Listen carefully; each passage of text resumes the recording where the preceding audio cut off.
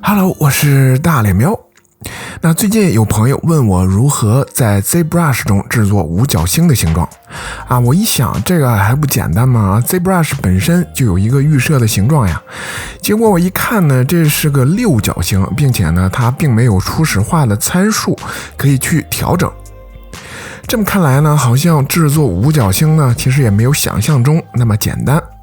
这期视频呢就分享2个制作五角星的方法。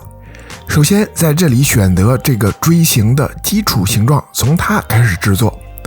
接着在右侧打开初始化 Z 方向对齐 H 细分输入10 V 细分输入0，得到这样一个形状。那通过调整 Z 大小来调整形状的厚度，也就是五角星的厚度。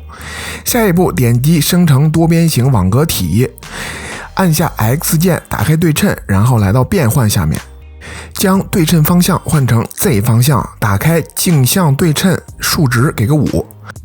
接着选择 Z Modeler 笔刷，再点上空格，选择滑块，其他的保持默认不变就可以。接下来呢，就是往里拖拽点，这样就形成了五星的形状。可以根据自己的需求去调整是胖一点的还是瘦一点的五星。最后就是在 Z 轴方向执行镜像并焊接的操作，这就得到了一个标准的五角星。这是第一种制作五星的方法。接下来呢是第二种方法，还是选择一个预设的形状。这次呢选择 Gear 3D 这个形状，还是打开右侧的初始化，首先将外部 RC 调成5，然后是外部 S 调成100，去掉内部结构。接着是 L 细分输入10 S 细分输入5，那这里的宽度呢可以调整模型的厚度。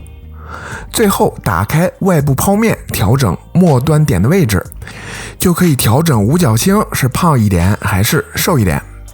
那如果想再瘦一点的话呢，就可以在中间添加一个点去调整。整体上就是这样的一个参数的设置，制作一个标准的五角星。觉得没问题了呢，点击生成多边形网格体，这就是第二种制作五星的方法。那么五角星呢，也是经常会用到的一个装饰形状，道具、人物或者场景中都能用到。那这个形状呢，看着简单，但是制作起来还是要有些技巧的。能力一般，水平有限，希望能帮助到你。这期的分享就到这里，感谢观看的你，我们下期见。